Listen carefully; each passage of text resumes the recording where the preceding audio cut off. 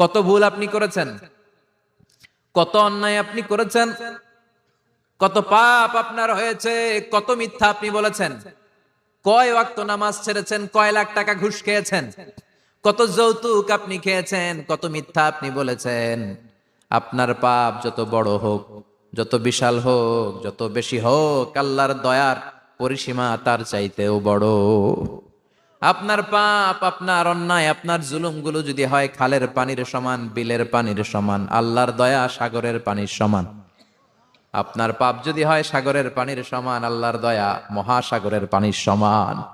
আপনার পাপ আর অন্যায় যদি হয় পাহাড়ের সমান, আল্লাহর দয়া আকাশের সমান। আপনার পাপ যদি হয় আকাশের সমান, আল্লাহর দয়া আরশের সমান। এজন্য আল্লাহ বললেন, ইয়া আইয়ুহাল্লাযীনা আমানু তুবু ইলাল্লাহি তাওবাতান নাসুহা।